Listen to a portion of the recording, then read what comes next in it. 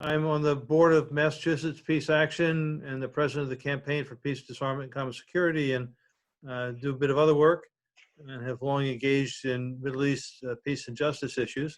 And I want to thank you for joining us, for most of us this afternoon, for our speakers this evening. Thank you very much. I've done a fair bit of work around international nuclear treaties and negotiations. And one of the pieces that's been fairly central in those negotiations, but unknown to people here, has been the demand for the commitment to begin negotiations of a Middle East nuclear weapons free zone. And in fact, as Ahmad and Sharon will be telling us shortly, back in 1995, the United States made a fundamental commitment to engage in, to basically hold a conference to move in this direction as a condition for the indefinite extension of the Nuclear Nonproliferation Treaty itself. And this is a commitment that the United States and Israel have consistently blocked, which in turn has put much other nuclear disarmament, multilateral nuclear disarmament negotiations in jeopardy. So we're very happy, really privileged to have both Ahmad Kayeh and Sharon Dolev with us today to kind of do some basic education of what the treaty involves, what the history is, what the opportunities are, and how to move forward on it. As people on this call know, I'm sure, that Israel has a not only a nuclear arms program, but it has a nuclear arsenal. In fact, in 1973, during the Middle East War, it prepared and threatened to initiate nuclear war, basically exercising blackmail over the United States. And there's long been deep concerns over what Iran has been doing policy-wise, and now we have the possible dangers of Saudi Arabia moving in that direction as well. Let me introduce our speakers. Let me just give you a sense of what the agenda will look like. Each of our speakers will speak about 15 minutes or so. Then we'll move to a question and answer period, which Cole Harrison of Mass Peace Action will kind of read the questions and move us forward with that. And then shortly before we finish, I'm going to give the mic back to Ahmad, who will be giving us some things that we can do in support of promoting the negotiation of the treaty. I'll introduce them in the order that they'll be speaking. Ahmad Kayeh is formerly of the American Iranian Council and a researcher at Princeton University. He is a director of Middle East Treaty Organization Project and a principal in the international consulting firm, the IGD Group. And Sharon is the founder of the Israeli Disarmament Movement, which is the Israeli section of ICAN, the International Campaign Against Nuclear Weapons, and a founder of the Metco project. She runs a radio show. She was the director of Greenpeace in Israel in the past, and also the coordinator for the Meretz Party in Israel. You've heard enough from me. Ahmad, let me ask you to take the mic, and off we go. Well, thank you so much for having me, and it's a pleasure to be here virtually with all of you. Thank you, Joseph and Co, for arranging this. I have a simple task of giving an overview of actually what is happening in the Middle East, and then delve into the origins of the WMD free zone in the Middle East, and then how we are going to then take that approach towards its realization. It goes without saying that the Middle East is one of the most volatile regions of the world. There are multiple conflicts that are going on at the same time, that are between states or within states, or intra or interstate conflicts. We are seeing ranging from what is happening in Yemen in the conflict, with the involvement of Saudi Arabia and other regional actors such as Iran into that conflict, to what has been still going on in Syria for the past almost decade in terms of the violence and the implosion that has happened as a result of the Arab Spring. We have Mike, can I ask you to take that mic to get right there? Yeah. All right. Can you hear me better? Perfect.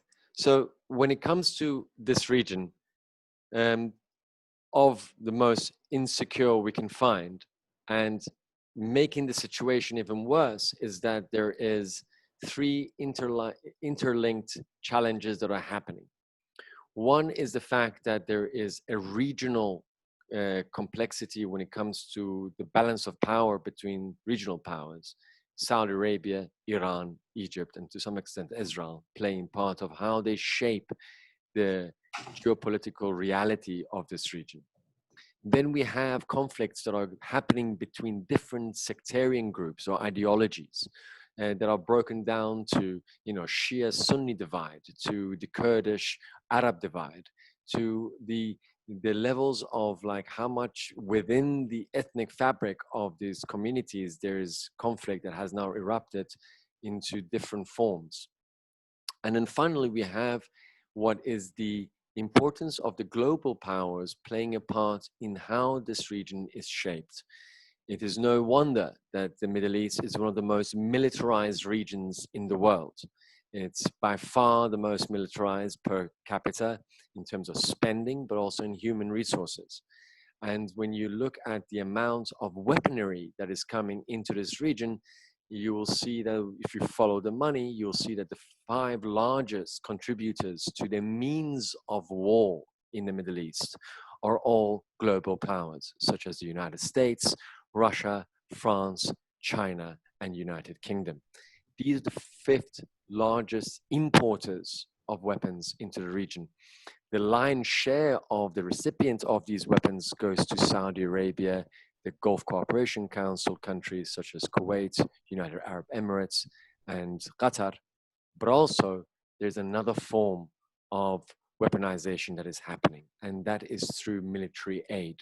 The United States provides its 2 largest recipients of its military aid in the world goes to number 1, Israel, number 2, Egypt. So in this complex web of disagreements, ethnic, sectarian, national, geopolitical power shifts that are happening, you add to it this combustive material to go about doing the killing. And when we zoom out of the Middle East, we come to a realization that this is one of the only regions in the world that there's no regional cooperation on security matters. Other regions, such as between the cross-Atlantic, Europe and United States, there's the North Atlantic Treaty Organization, there is the Shanghai Cooperation Council, which provides security cooperation among the countries in the Southeast, including Russia. And you find that the Middle East doesn't have that. Now, you think that we want to stop there, but our conversation today wants to zoom into weapons of mass destruction. And here, there's been a push to take this region towards an agreed upon treaty whereby we can create a geographical region free from all weapons of mass destruction. Now, we have something similar to it, which is known as the nuclear weapons-free zones. Those ones, there are 5 of them in existence to this day. They include South America, they include the continent of Africa. There's also unilateral decisions by countries like Mongolia to create a nuclear weapons-free zone and so forth. So we have some precedents that this can actually be achieved. Now, when it comes to the Middle East, there's only one country that has nuclear weapons, and that's Israel. Other countries do have the capability to pursue weapons of mass destruction, which are beyond just nuclear. They include chemical weapons and biological weapons. And those capabilities are in the hands of a handful of countries in the region. Now, to remove all of these WMDs from the region, there needs to be this agreement. Now, this is where Joseph was talking about the 1995 Extension Review Conference that was trying to figure out how do we expand and extend the Nuclear Nonproliferation Treaty that it was come to existence since 1970. And it is the largest, most comprehensive treaty we have that has been signed by 191 countries that commit them to not pursuing nuclear weapons and in return to receive help in nuclear technologies. But there was another component to that, and that component was that for the nuclear weapon states, recognized ones, supposedly under this treaty, which are also the 5 members of the UN Security Council, being Russia, United States, France, UK, and China, also commits to disarming their nuclear weapons. I'm just interrupting 1 second because you said the review conference, but you didn't mention that it's of the NPT, the Non-Proliferation Treaty. Yes, so then, Just sorry, because- my apologies. So the extension conference was about how do we extend the Nuclear Nonproliferation Treaty, which is the one that I just mentioned that has 191 countries devoted to it, that has this bargain within it that says, don't pursue nuclear weapons. In return, you get the technology, and the nuclear weapon states, those 5, commit to disarming theirs.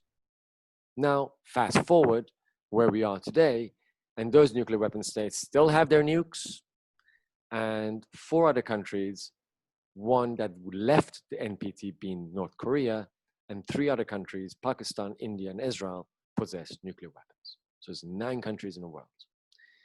And when it comes to Middle East, obviously, Israel has and continues to have a nuclear weapons monopoly in the region. So a nuclear weapons free zone, and by extension, a weapons of mass destruction free zone that includes not just nuclear weapons, but chemical and biological weapons in Middle East that will include 22 Arab countries, Iran and Israel, and will span a landscape that is about 1.5 times the size of the United States, is going to be what will create this zone free from all of these weapons. To do that, we need Israel to get rid of its nukes.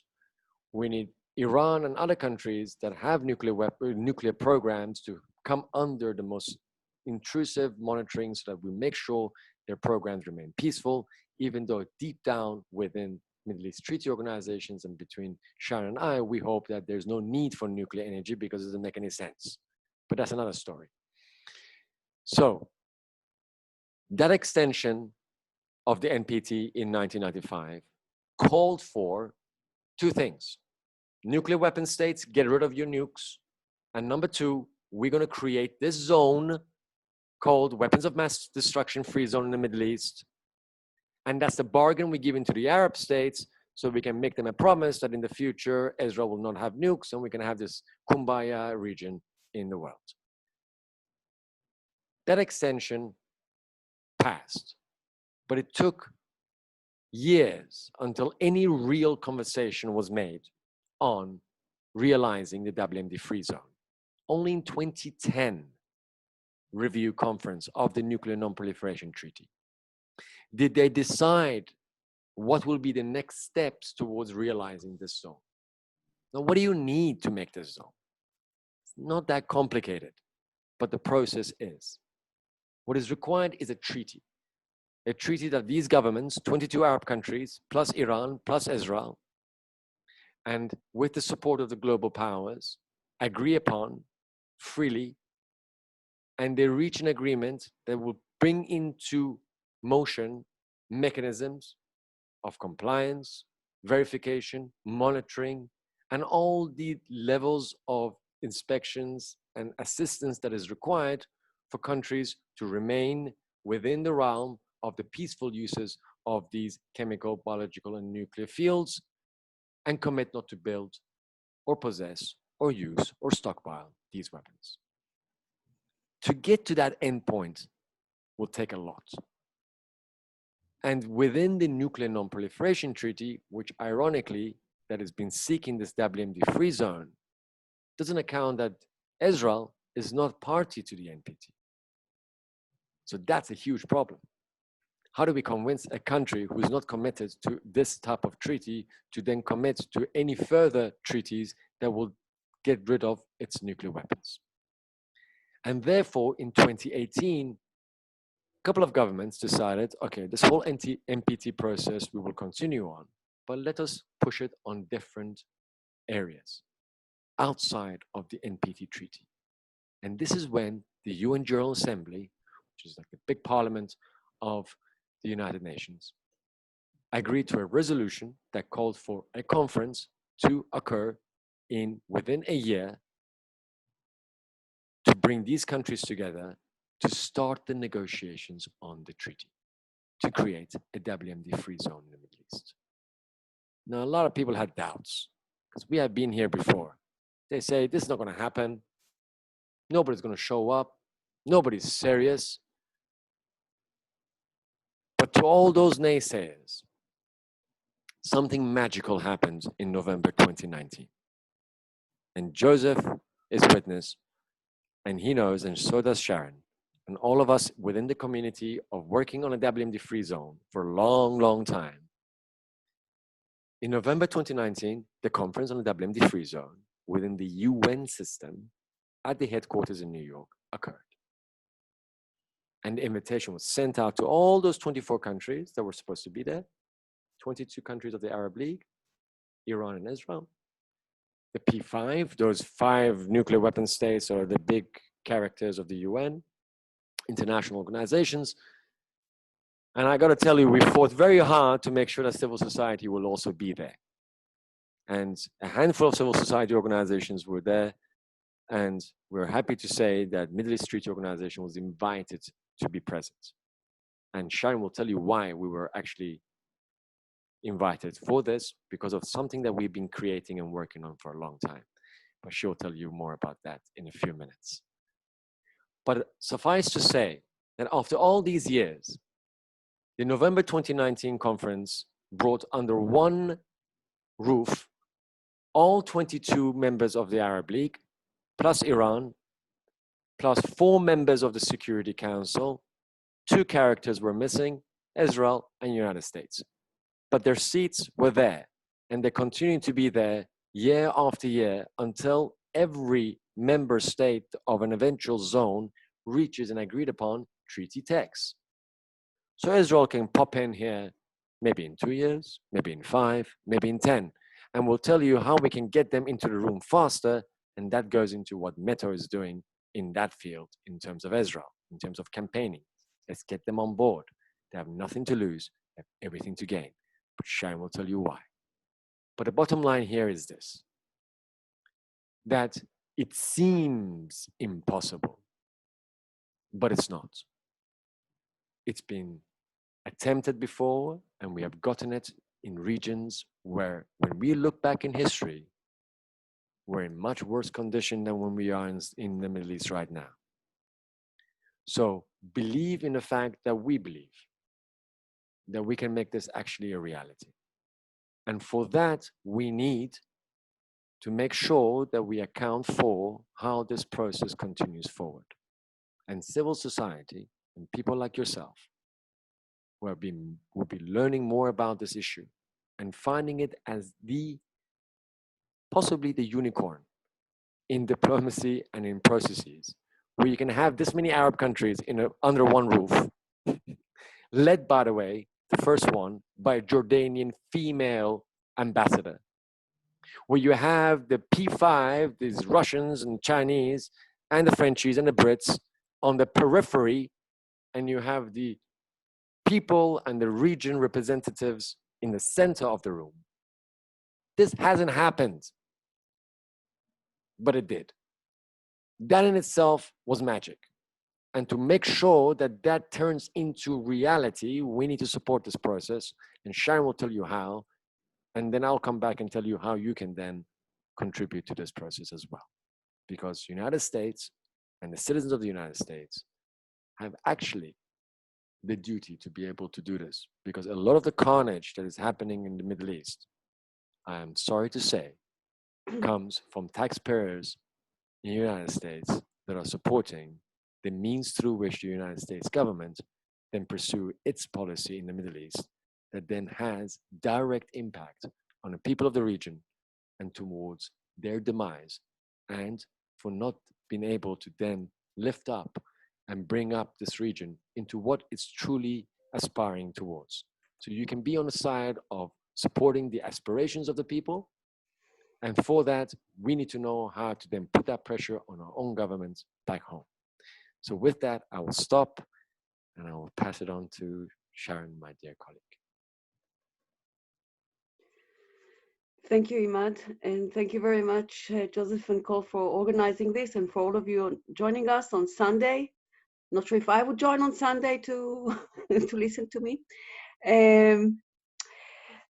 there's so much to say, so I'll try to jump, and if something really is interesting you, we can go further in the Q&A later. I'll start from the campaign in Israel.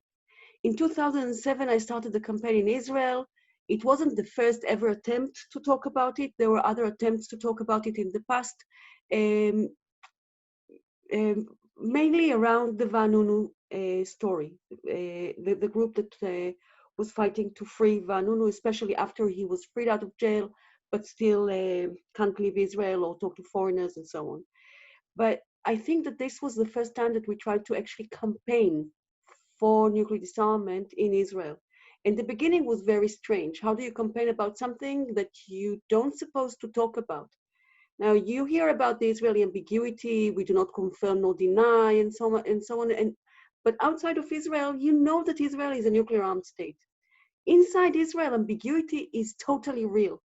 When we started the campaign in Israel, we started via Greenpeace, because we thought that through an international organization, that's the only safe way to do it. And one of the first things that we did was to hire lawyers, 2 lawyers, to dig in and find out what is it, or where in the law it says what we're allowed or not allowed to say, and they couldn't find anything. And I won't go into that and how we started, but I can tell you that one of the first actions that we did went around the world. We didn't know what we're allowed or not allowed to say, but even before that, even before we finished our research, there was an opportunity. The president of Israel was going to talk about the nuclear challenge in the Middle East in a very important conference in Tel Aviv University with all those who are parts of the, or contributing to the Israeli arsenal via missile technology or the Nuclear Energy Commission. We don't have nuclear energy, so you know what the Nuclear Energy Commission is about. And in this conference, they were going to talk about the nuclear challenge in the Middle East without mentioning, of course, Israel. The whole conference was about Iran. Iran, to remind you, does not possess nuclear weapons for now. We can change that if we'll continue to behave. And of course, no female speakers or male from 9 a.m. to 6 p.m. And the man opening the conference was President Peres, the man that started the nuclear reactor in Israel. And then we did what we call the stripping action. When we managed to get into the room, we were not invited, but when we managed to get into the room, the activists, so they are not seen too aggressive when they're walking towards the president, took off their clothes, opening banners saying, stripping the Middle East of weapons of mass destruction and stripping the Middle East from nuclear weapons. We made sure that we had half men, half women. So even in Arab TVs and Iran TV, they could have shown the male activists. It was not a problem. This was the first time that we managed to really break out to the Israeli media with the campaign. Followed that, we had the Don't Bomb Talk campaign against bombing Iran. Don't know if you remember, but there were lots of tensions while Obama was the president. Even Obama used to say all options are on the table at that time. And when he said all options are all on the table, he meant this kind of strike or this embargo or more sanctions. And with all options on the table, we thought in the Israeli disarmament movement that the first option should be talks and not bombing. And we did a series of actions and demonstrations in front of the US Embassy, in front of the Israeli Ministry of Defense, in front of then Minister of Defense Ehud Barak, that was promoting that too, and in front of the government with Netanyahu. At the same time, it was really hard to promote nuclear disarmament in Israel when there's no real solution or a way for Israel to join any kinds of talks with, like we didn't have the Holy Grail. We didn't have, there's a treaty, there's something that Israel can join. Israel is invited to join the NPT, but in conditions that Israel can't take. I mean, first disarm, then join, or join as a non-nuclear armed state. It's even if that's what we want, we know that that won't work. And to keep calling for something that can't happen, it's irresponsible. Like if I'm already an activist, I would like to be an activist on something that works. And we started to map the opportunities, because when we were starting to do this campaign, going on international meetings and so on, we kept hearing that this is impossible, and not just by Israelis. We heard that it's impossible from the Arab states. We heard that it's impossible by the Iranians. We heard it's impossible by our European friends, by the US diplomats. Everybody said it's impossible for several reasons. There are nuclear, as Imad mentioned, there are nuclear free zones, nuclear weapon free zones, but there's no weapon of mass destruction free zones. The states in the region do not speak to each other, some of them. Most of the states in the region do not recognize Israel, and so on. There are non-state actors, so many problems, so many issues. And the Arab League of States even wrote to us at some point and said we had the group of wise men working on that issue for about 7 or 8 years, and we didn't come to a solution. I'm sorry to say, I think the problem was also in the name, the group of wise men. Always have a woman in the room, at least one, at least, if you want a solution. Sorry, Imad, and guys. And we started to map the obstacles. If everybody says it's impossible, let's map the obstacles. And the funny thing was that we started with the Israelis. And in order to do so, for Israelis, the high-level Israelis, those who won't speak to me because I'm a traitor, for them to speak and for us to learn from them, we had to invite internationals to Israel and to have a series of roundtables under Chatham House rules, meaning we cannot quote, everything is very secretive, we couldn't publish everything or anything. And we invited to Israelis just to hear what are the obstacles. And then we did the same with Arab diplomats and even with an Iranian diplomat. Some of them were even willing to talk to the Israeli, meaning me, in a closed room, sometimes with bodyguards outside so nobody can catch them actually talking.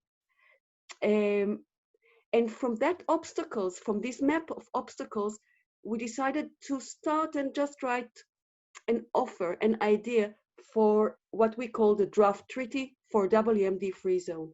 And the result was that after a few months, we had a draft treaty.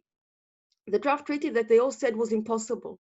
And one of the first things we did was to send it around via a British friend to the ministries of the Arab states and to the Israeli foreign ministry, not me, but a British. And when they read something that a British man was writing, they thought, even though he said also with individuals from the Middle East, and it's amazing how people treat British.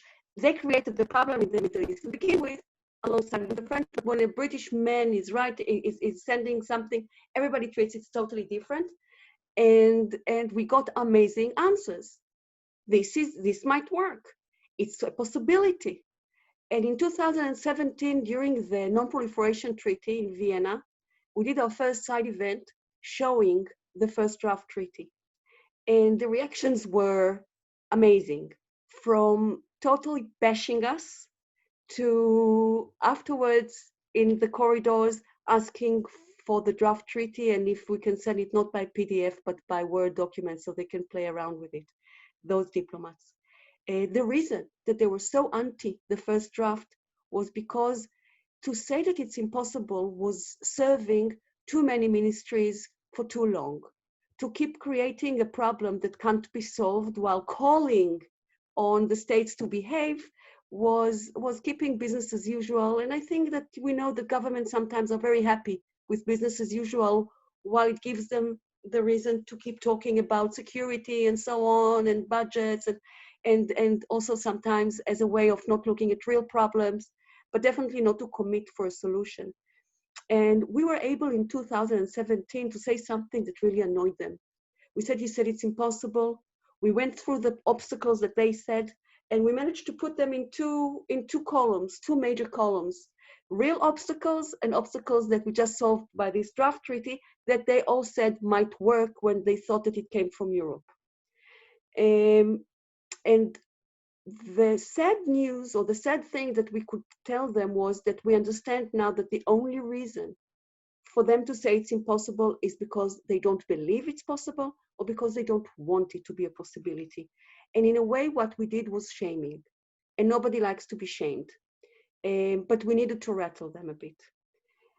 One of the results of not just this event but many other events when for the first time they had a panel of an Arab, an Iranian, Imad, an Israeli, me, with some of the biggest experts in the disarmament world, pitching the draft, the first draft, the second draft, the third draft. I mean, it's an evolving text and sorry, text, and will always be an evolving text. The reason that it worked, by the way, was because we never said it's a draft, it's a treaty, but it's a draft treaty. In between those side events, we had a series of roundtables when we invited the same diplomats, but in their own capacity, what we call 1.5 track talks and second track talks, to several locations where we could sit for hours or days and disassemble the draft treaty and assemble it again, to have discussions about all kinds of possibilities.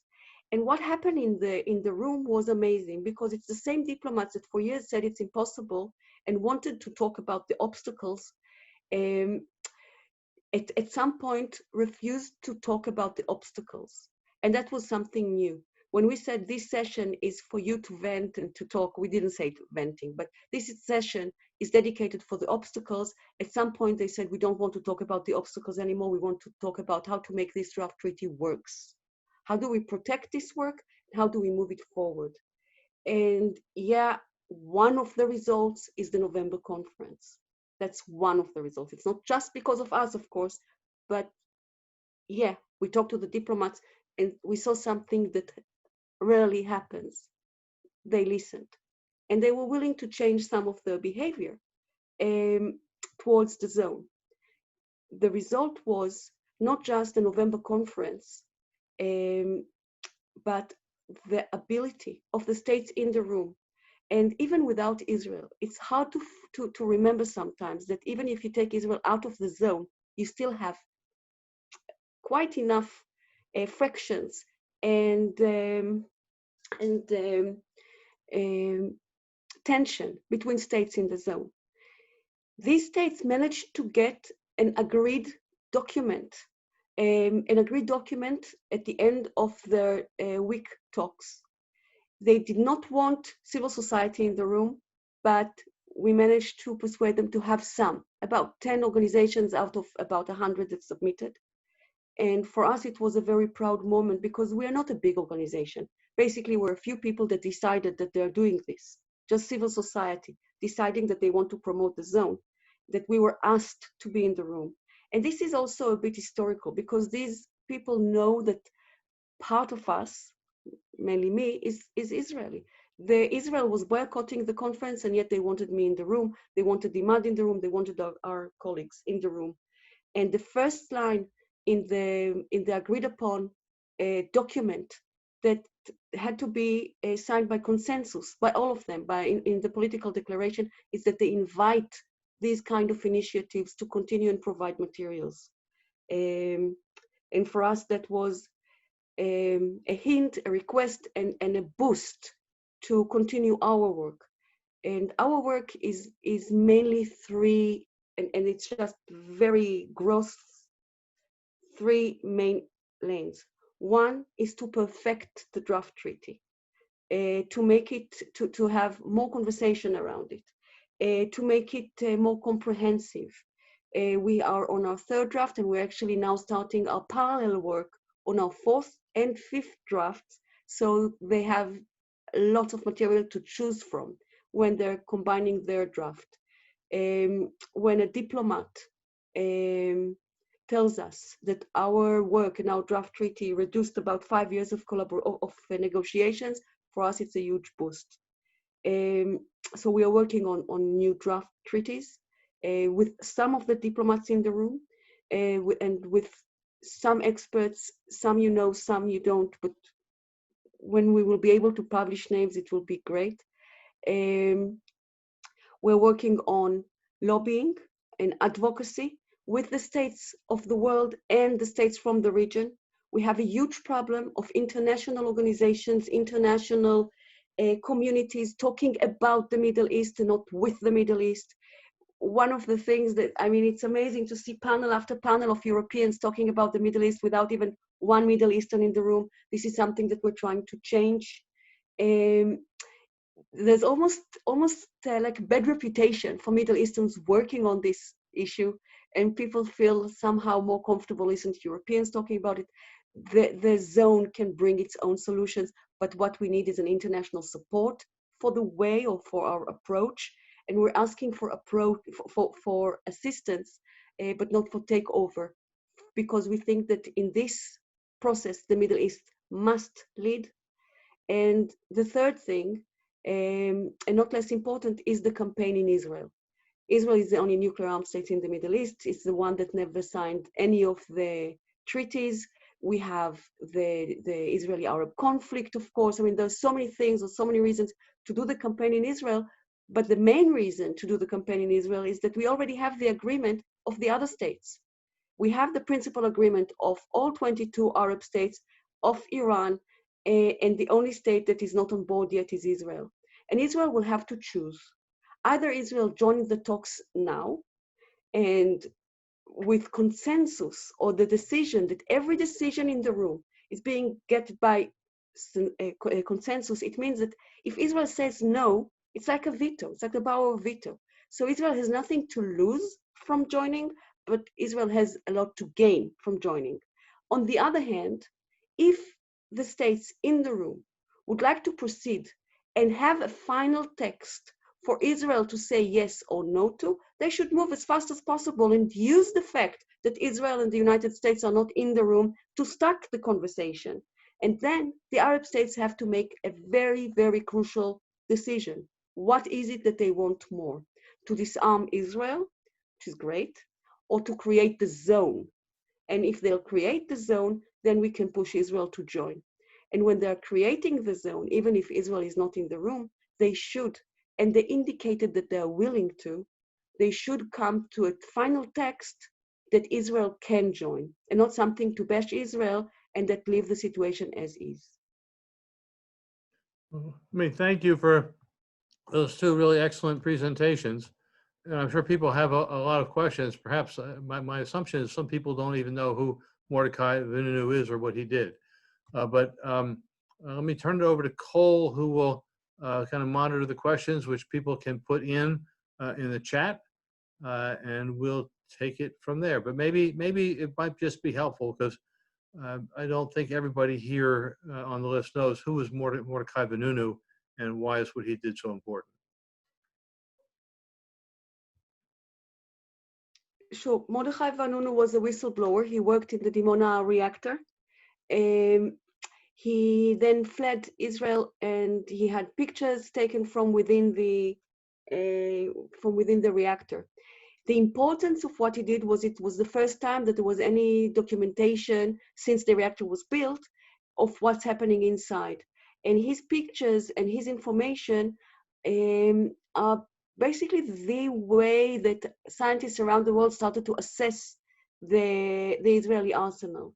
He was caught and imprisoned in solitary for, I think, 18 years.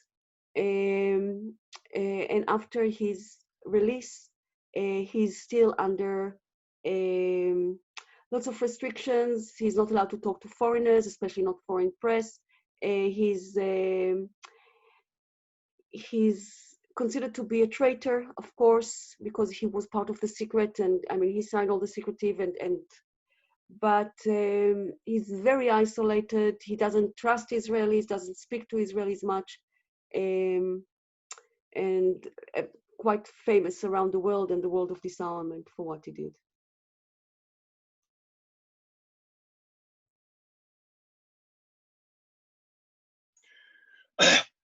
Okay, we got a question from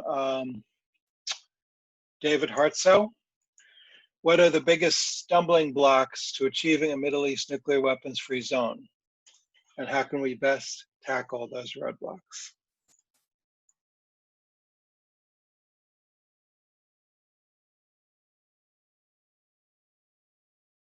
Me? Do you want to take an answer or a few questions? How do you want to do it?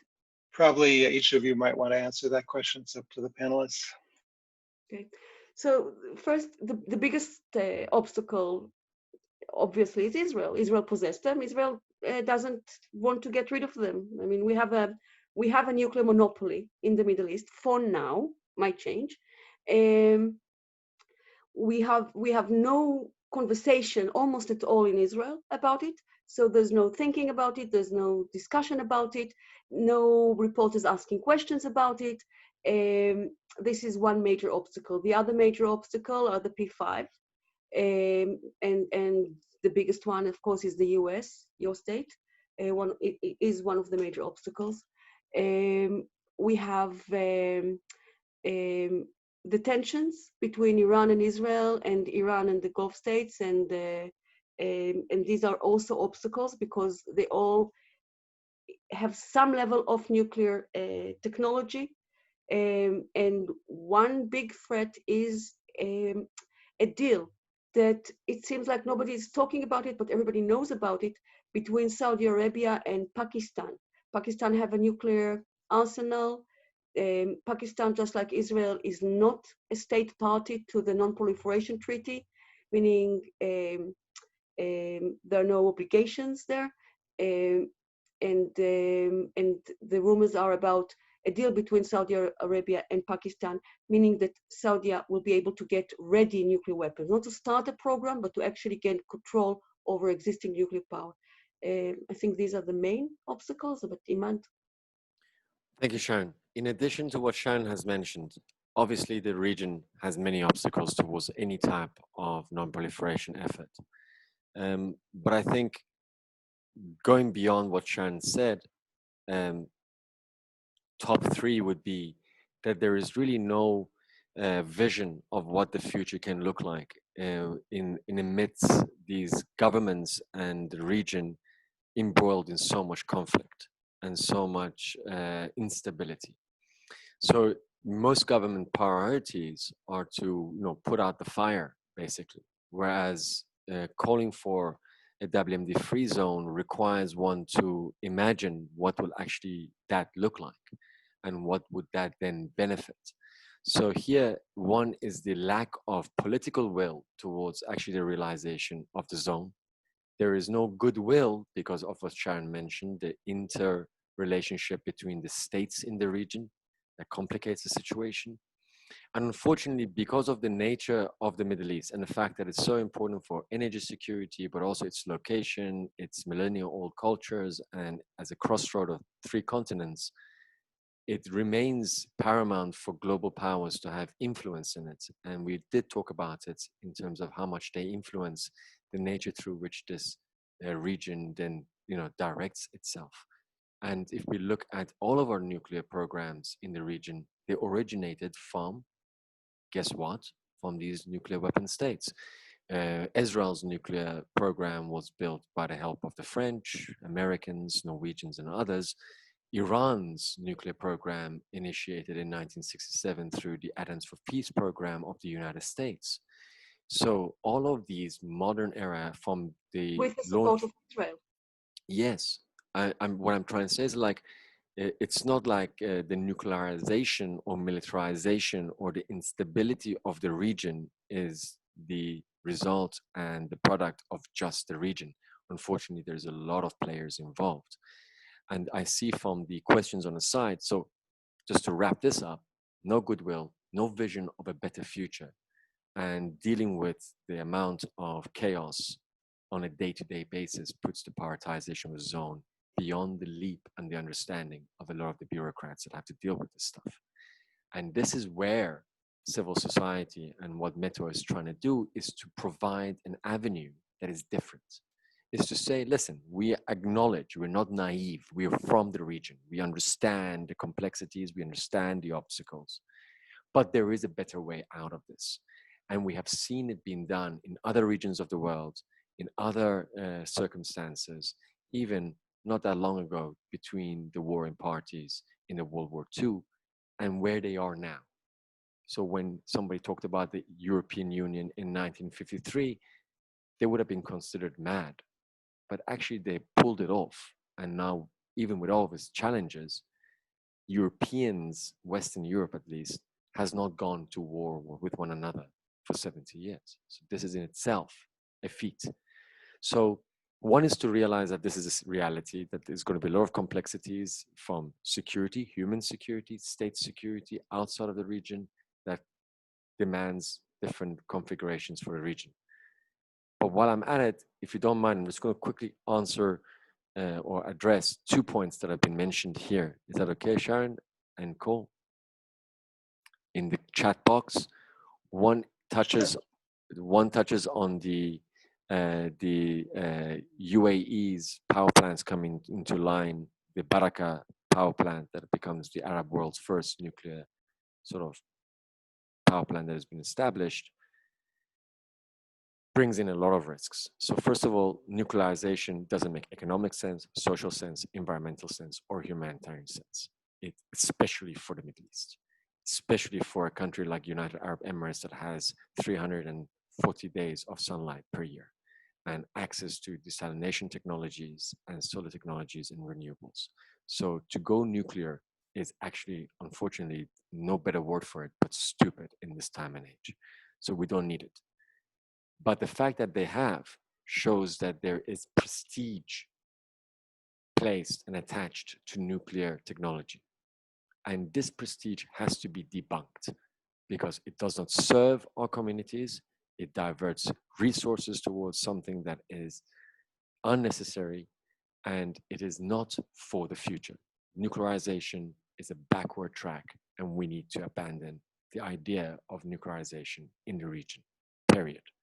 But what this UAE power plant does, unfortunately, it will accelerate the nuclearization of the region because other countries like, okay, if UAE has it, I want it to. Saudi Arabia right now is pushing ahead on full speed on its domestic enrichment program, power plants, and other activities under no scrutiny and intrusive inspections of the International Atomic Agency watchdog, which is the IAEA. So we have a lot of these new demanding proliferation challenges that are going to face the region, and the UAE has now put us an inch forward towards a catastrophe, man-made or through environmental disasters or through a conventional attack or a hacking event or a bombardment that we saw, for example, on the Saudi oil facilities can easily be then applied to UAE's nuclear facilities. So this is unfortunately bad news for the region. Okay, let me ask a question myself, if I may. U.S. is often called Israel's lawyer in international arenas. How has the U.S. role specifically on this issue played out? What's the U.S.'s current policy? And could you speculate about what the policy of a Biden administration on the Middle East WND free zone might be? Sorry, I didn't get the last bit. What the... Would you care to speculate on what the U.S. policy of a Biden administration might be? So when you at the meetings at the especially non-proliferation treaty, when the U.S. is reading their declaration, it's almost like one or two paragraphs. The minute that they're talking about the Middle East, the language changes. It's not even American anymore. It's Hebrew, only in English words. It's almost like there's a cut and paste. Sometimes it's embarrassing. I mean, really, there's a long U.S. declaration. The ambassador or somebody high level in the delegation is reading it, and suddenly you hear a very strong Israeli accent on 2 or 3 paragraphs, and that's the U.S. role. U.S. is vetoing. U.S. every time there's progress, every time there's Israel, the U.S. is taking the Israeli stand without questioning. And without questioning is also without questioning whether it's good or bad for the zone or good or bad for Israel. Now, Israel is a sovereign state, and we don't need other states to decide for us what's good or what's bad for us. But definitely to say that it's for the benefit of Israel, as the US is saying, is wrong, because it's for the benefit of the right wing in Israel. It's for the benefit of keeping, of the right wing in Israel. It's for the benefits of business as usual. It's for the benefits of selling us airplanes. It's this kind of things. It has nothing to do with the benefits of Israel or the zone. And I don't see that changes. We can only guess what Biden will do when we're looking at what Obama did. So Biden will probably go back to the Iran deal, the JCPOA, but we'll call it the Iran deal. It's much easier. Biden will also try to get there. Whether he'll just try to renew it or try to add missiles to it or any other concerns that they had in the past, or the reasons of why they didn't like the deal, we don't know. But I don't think that Biden will go that different. I mean, if it was Sanders, I would be much more optimistic for a better solution. Pity. But well, we'll see. I guess we'll hear something great, like I believe that we should get rid of nuclear weapons, and I think that the next sentence will be, but not in my lifetime. Something like that. I mean, we've been there.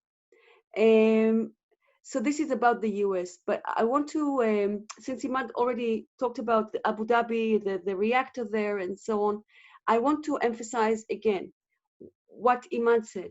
When a state, especially a reactor that started after 2012, when Fukushima happened, when a state is pursuing for the first time nuclear energy, they do not do it for energy. That's not the reason to do it. We can have a whole discussion about nuclear energy, but especially for the Middle East.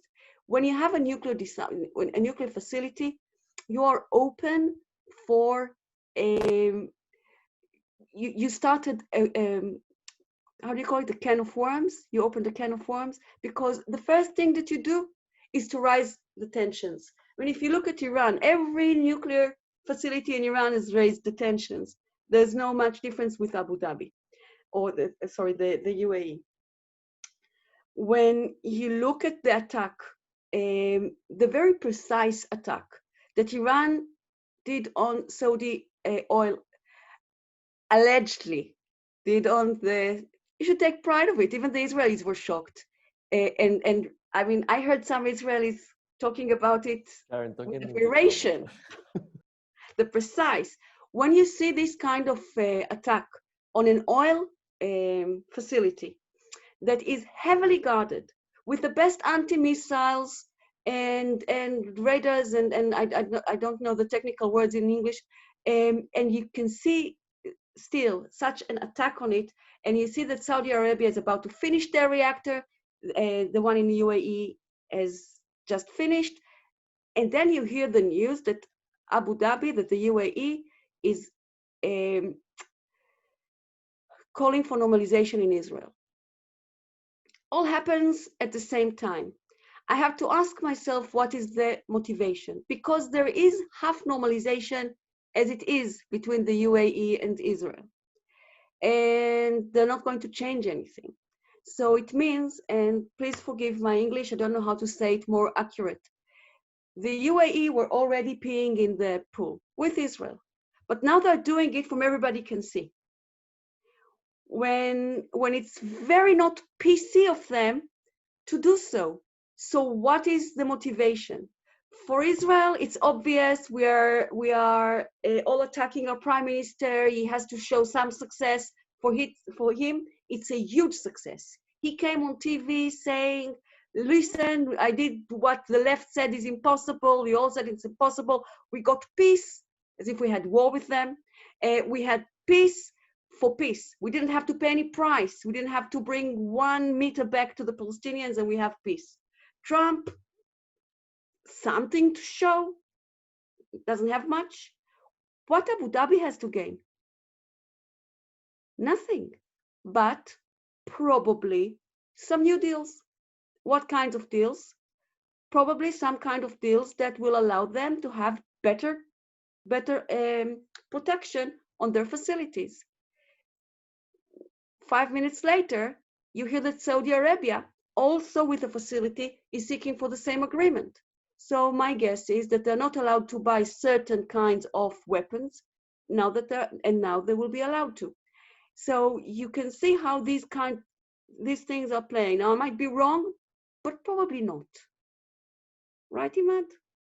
You're from the other side. Probably not, or not too far. Publicly agree with you with everything you say, since you're an Israeli.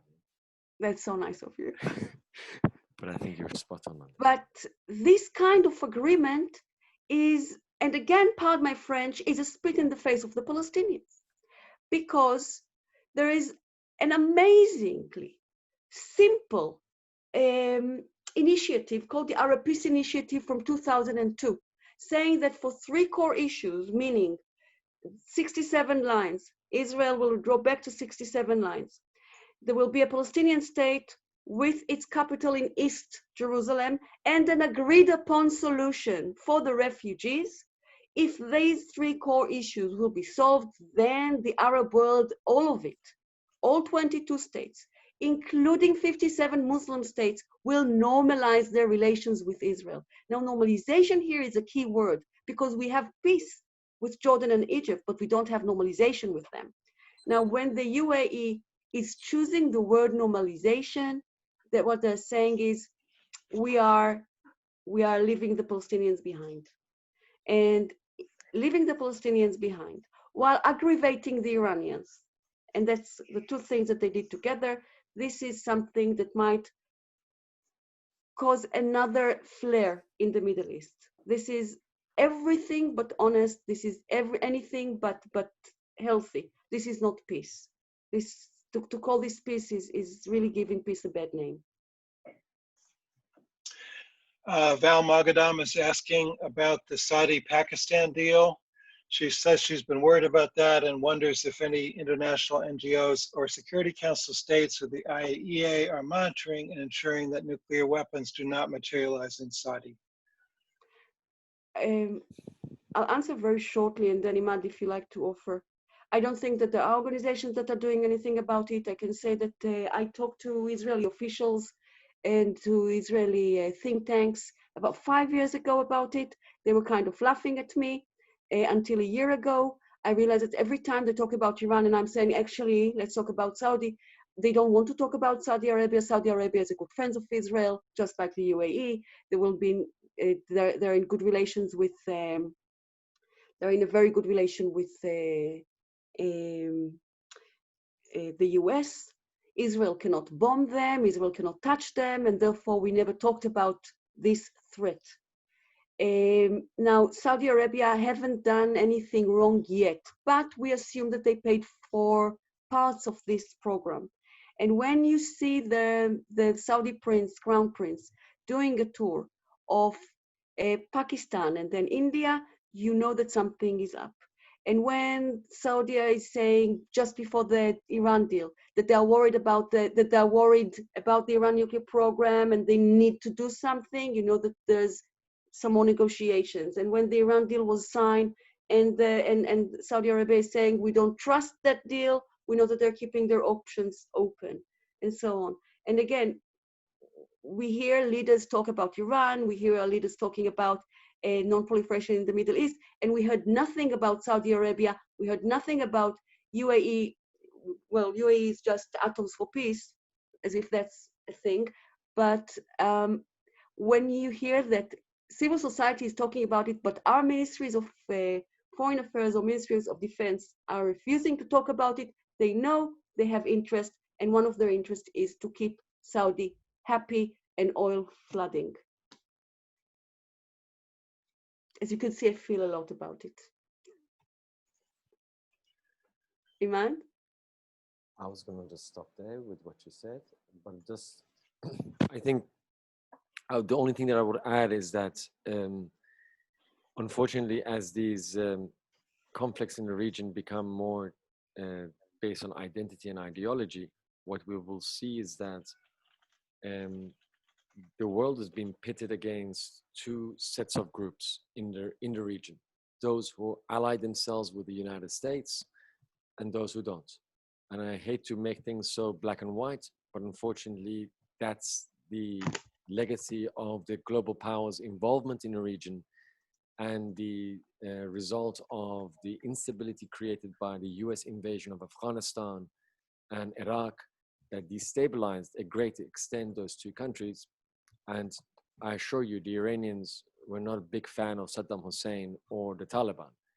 But what I'm saying is that all of this requires a historical view to be able to then decipher what will be the future.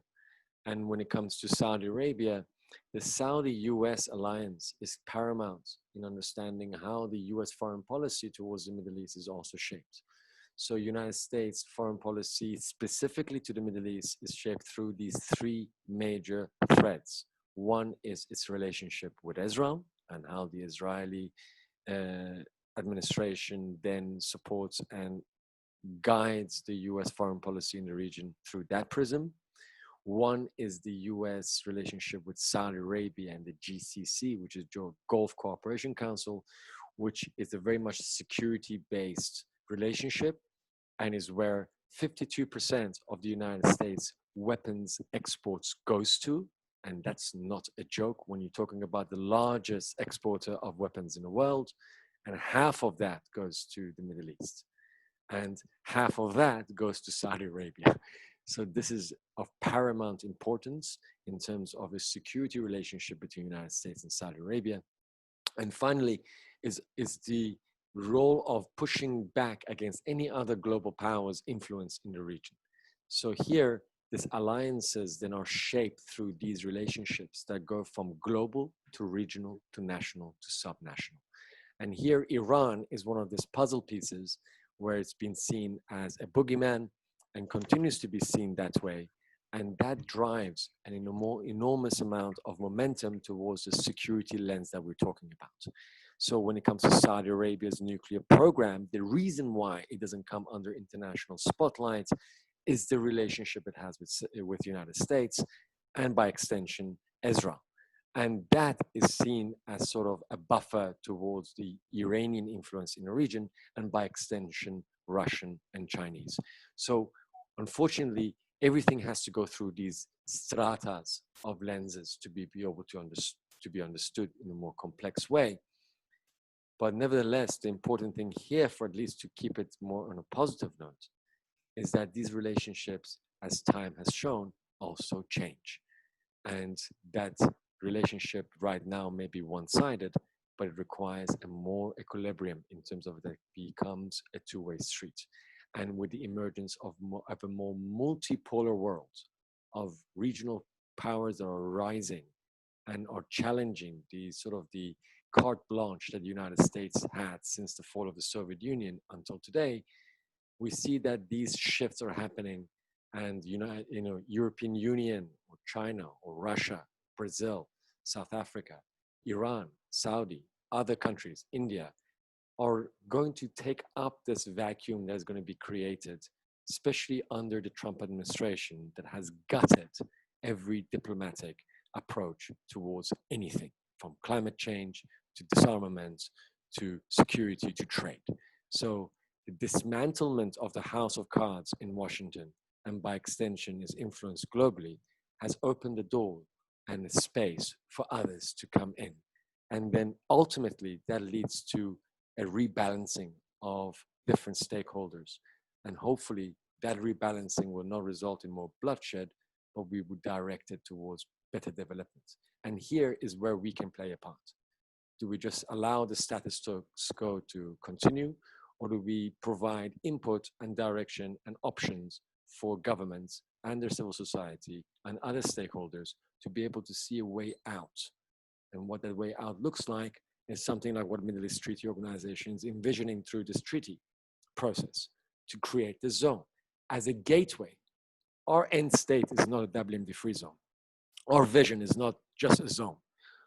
Our vision is a zone that then opens up the door to regional security, regional cooperation, trust building, collaborations on issues of the environment, of climate change, human security, like other goodies that are actually really important to the survival of our race, instead of trying to figure out, I don't like you because you're Shia and you're Sunni. We got to put put these things behind us and and try to see that actually there's a lot of common ground that we can build upon. And I'm sorry, I'm going to throw this in because I think it's important. To have Sharon and I in the same space and to be able to agree on so many things may seem normal, but it's not. These things can cost us both a lot of trouble, depending on who's listening and watching. Why won't you tell them how we met? Let's not talk about that. But the bottom line is here is this, that if the future vision that we are aspiring towards is one where the Middle East is and has all the capabilities, all the ingredients to actually become really an important player towards the pursuit of peace and stability globally, then at least we agree on that. And the road towards that is manifold. We have taken this route, which dictates that removing the WMDs from the region is one topic that we found that almost everybody agrees on. Nobody wants nukes to go off. Nobody wants chemical weapons to be roaming free. Nobody wants biological weapons to be applied to water systems across the region. So there is a real palatable, consensus on the fact that we don't want this thing to happen. And that can open up lines of communication and hopefully create the grounds so that then we can agree on, like, by the way, guys, we're running out of water. We're running out of water. That's an important issue. Let's the technology that the Israelis have, let's use it. Let's bring the capital from the Saudis. Let's invest it. Let's bring the engineers from Iran to collaborate on it. And then that can create the ecosystem and environment for collaboration versus demise and catastrophe. I'll end. I see a question is about Middle East being a colonialist term, and that's very much true.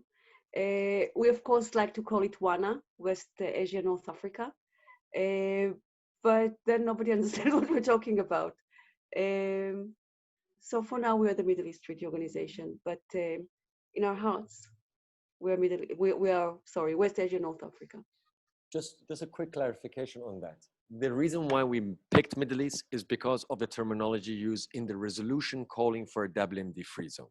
It calls for a weapons of mass destruction free zone in the Middle East. And what the United Nations categorizes within this resolution as a geographical scope of the treaty includes all the Arab states, Iran, and Israel. So yeah, this is the terminology that was used in resolution. That's what we're jumping on it. But we're very much aware that everything goes back to the British for messing things up, including what happened in the United States. Don't worry, I know your history too. So it's always ironic that the first application of maritime sanctions was used by the British on the nascent American, independent state. And I love how the Americans forget when they do that to the Iranians, that you learned it from the Brits. You should know that you shouldn't be doing this to us. But it's always interesting to remember the role of the British in all of this. So Joseph, maybe you'll take it for a final question and begin to wrap up. Sure. So first of all, let me just appreciate the the courage of the work that you do. And also, to remind everybody on the call, Imad was talking, about the existential dangers that we face, and to understand at root, we're dealing with the survival of the species here. And so I want to appreciate that and want to ground everybody in that. In the question of between here and there, here in the United States, the information we receive about what's happening in Iran is at best extremely limited and not infrequently twisted. So it would be really helpful to have a sense as we go forward here, to have a sense of how you understand the current political dynamics in Iran, how they are likely to impact both the possibility of the U.S. rejoining the nuclear deal with Iran and longer term in terms of the weapons-free zone. Thank you, Joseph. Quickly on Iran. Well, as you know, US and Iran have marred relations for over 4 decades, since the 79 revolution. The Iranian nuclear program came into limelight in 2003 because of Iran's ability to enrich. Now, enrichment is the pathway towards possible military dimensions of nuclear technology, or you can build the fuel for power plants. Now, fast forward, under the Obama administration and under John Kerry as Secretary of State, negotiations started in 2013 that led to the Iran nuclear deal of 2015. I worked personally on this throughout those negotiations. And the agreement, the Iran nuclear deal agreement, is by far the most comprehensive, intrusive piece of agreement we have for non-proliferation applying to one country. And this agreement made sure that Iran will not have nuclear weapons. It made sure. It closed every door to a nuclear weaponization program. It brought Iran's facilities under 24-hour monitoring, and still to this day, that's the case. But President Trump pulled out of it in 2018 for many reasons that we're not going to go into now. But suffice to say, there was paramount players, included those who dominate the US foreign policy projections and direction on the Middle East. So you can figure out who those characters are. And the Trump administration coming out of the nuclear deal has really dismantled it and put it towards its demise. There are other parties to this deal that are keeping it alive, but the reality of our global international system is that the United States still plays a paramount role in how commerce occurs. And sanctions relief was part of that deal. Iran was supposed to have sanctions relief that would allow its economy to bounce back. With the US pulling out and reimposing ever more draconian sanctions on Iran, Iranian economy has really gone into downward spiral. Hardly any country wants to trade with it because then they will come under the pressure of the United States on deciding either to invest in Iran or have their access to the US financial markets and the US market closed off. And that's a no-brainer when you're trying to deal with a $1 trillion economy versus a $20 trillion economy.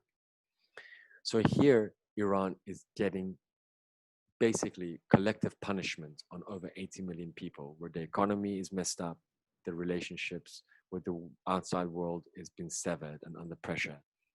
And with the COVID pandemic and the fact that Iran's domestic pressure within the country, within different schools of thought in the establishment, have now unfortunately redirected and reoriented Iran's domestic and regional and foreign policy towards a more aggressive, conservative approach, which calls for being more sort of showing strength at the face of this attacks by the United States, economically, politically, and so forth. And unfortunately, with Iranian elections coming up in 2021, right after the November elections in the US, depending on what direction the United States takes, it will have a direct impact on the politics of Iran. Because at the moment, the Iranians cannot and will not and not able to make a deal with the Trump administration.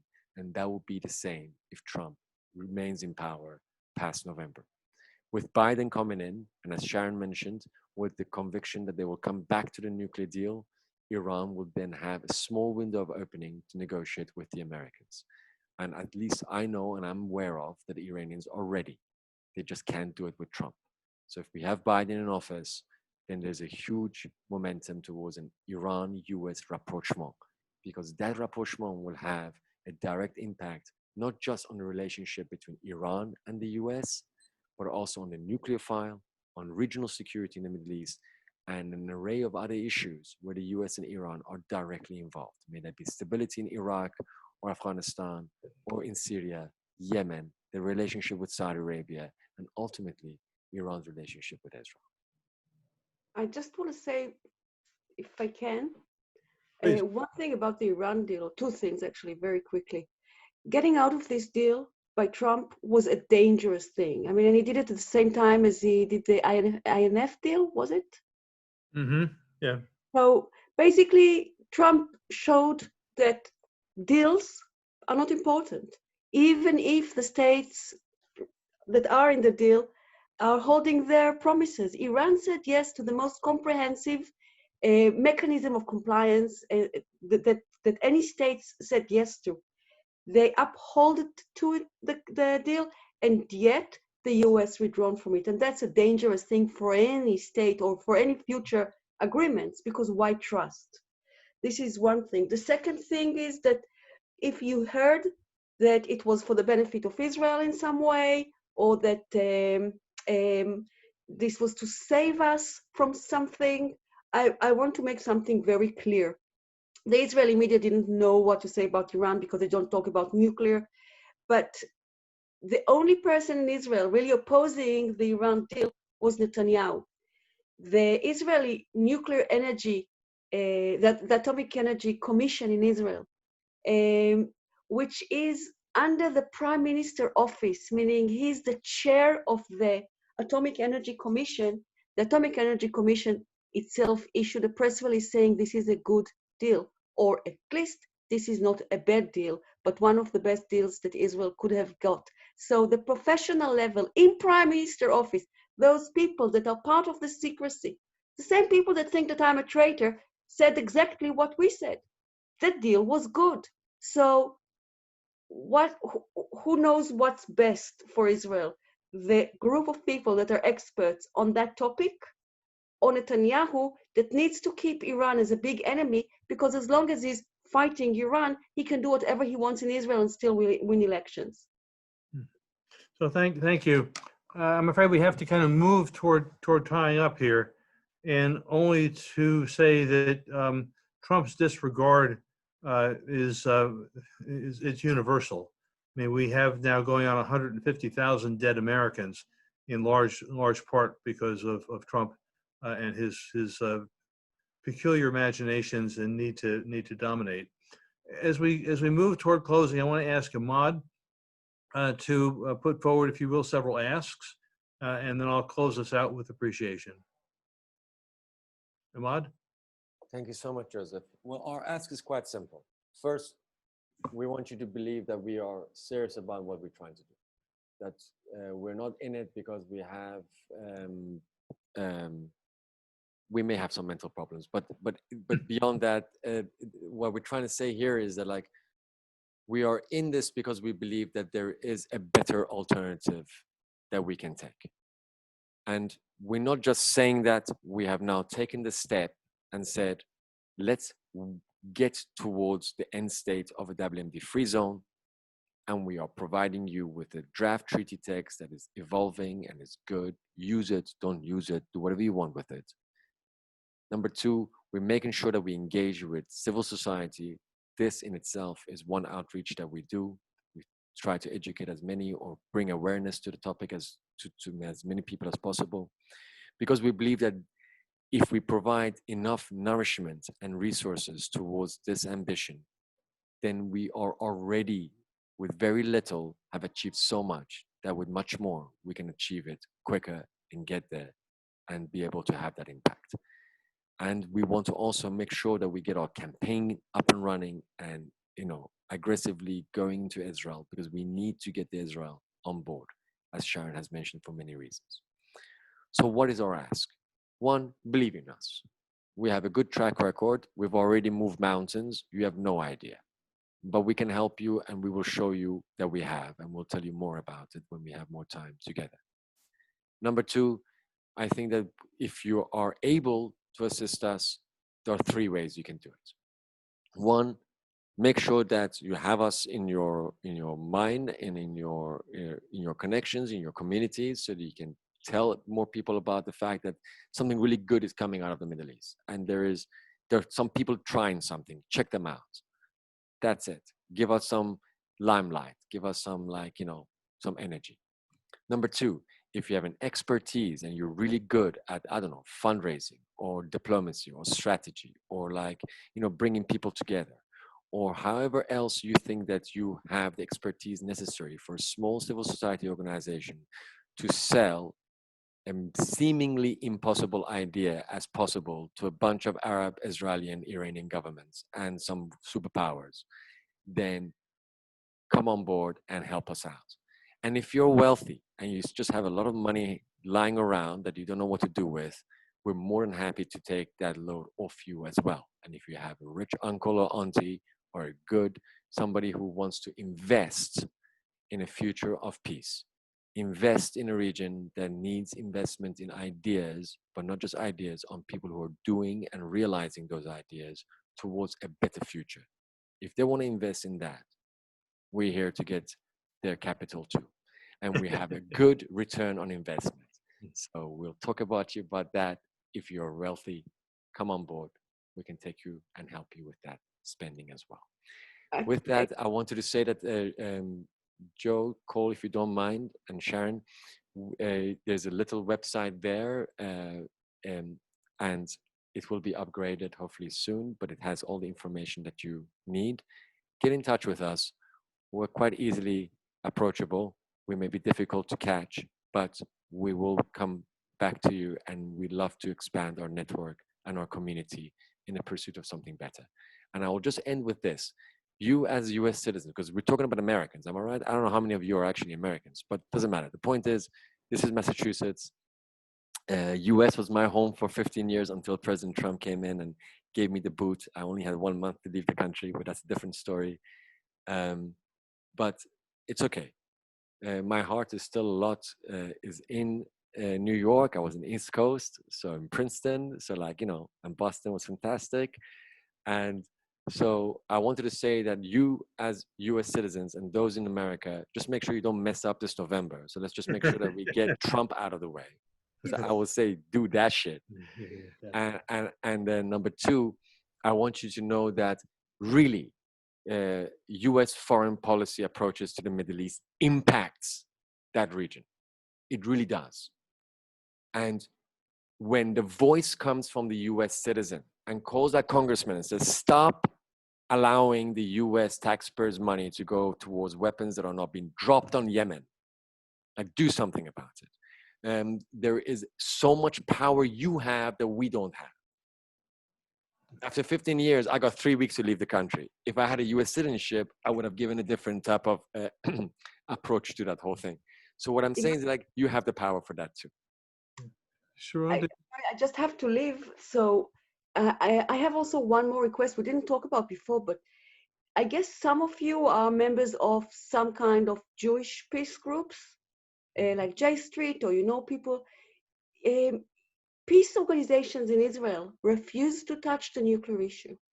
J Street for years refused to even meet or talk to me, because it's one thing to call for two-state solution and a different new level to even discuss Israel nuclear program.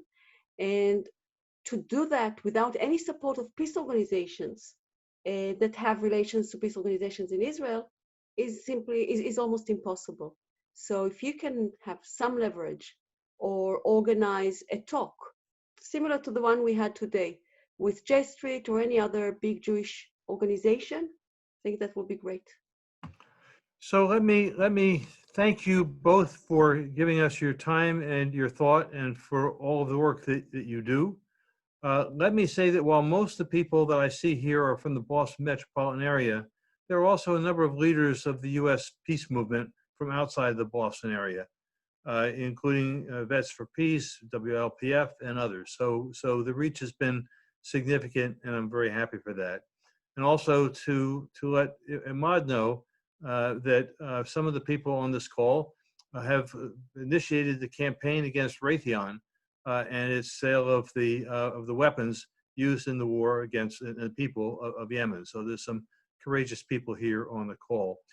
In closing, I want to thank you not only for the work that you do, but for, in a sense, opening up this discussion here in the United States, where it's been lacking for forever, getting the information out to people so they have it and can build on it over time.